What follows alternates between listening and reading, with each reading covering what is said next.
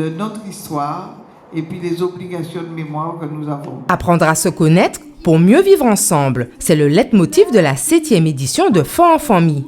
Il s'agit de permettre aux Guadeloupéens de se réapproprier ces monuments historiques exceptionnels que représentent les forts, tout en commémorant l'abolition de l'esclavage. Mais c'est un thème en fait qui est le fil conducteur de toute la manifestation, puisque à travers ce thème, on va faire ressortir les liens intergénérationnels, puisque la Fort en famille, c'est une manifestation familiale. Les petits, les grands pourront venir assister aux animations et aux spectacles qui sont prévus au Fort d'Elgrès. Mais aussi, nous avons le 27 mai accueillir le spectacle de Percujam, qui sont des adultes autistes qui vont se produire en concert avec des artistes de Guadeloupe.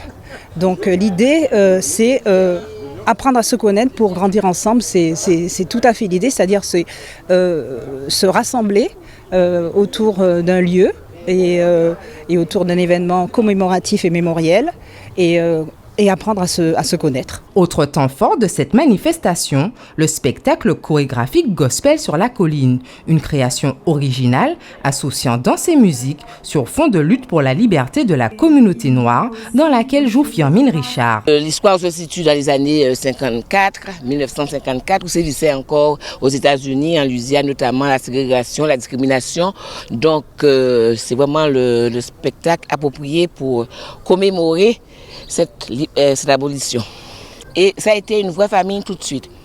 Quand vous verrez les choristes bientôt, vous verrez, ils sont contents d'être là et nous sommes tout le temps à tchatcher, effectivement, parce que bon, on ne se quitte pas, quoi. Ce sont des gens qui chantent tellement bien que moi, à côté, de toute façon, on ne me demandait pas de chanter. J'étais celle qui ne devait pas chanter, mais qui quand même voulait, j'ai l'air de dire, je dis, moi, tu ne chantes pas. Et donc, vous verrez, quand vous verrez le spectacle, vous verrez un peu comment je suis traitée dedans, au niveau du chant.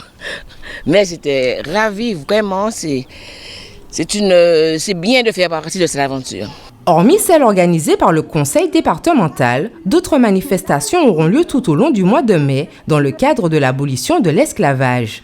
La ville du Gosier prévoit des projections de films, des expositions et des animations autour du tambour. Le CIPN, quant à lui, organisera une marche à 6 traces à combattants à mai 1802 et un hommage à Delgrès le 28 mai. La date officielle de la commémoration de l'abolition de l'esclavage en Guadeloupe est le 27 mai. Mais le mois des commémorations.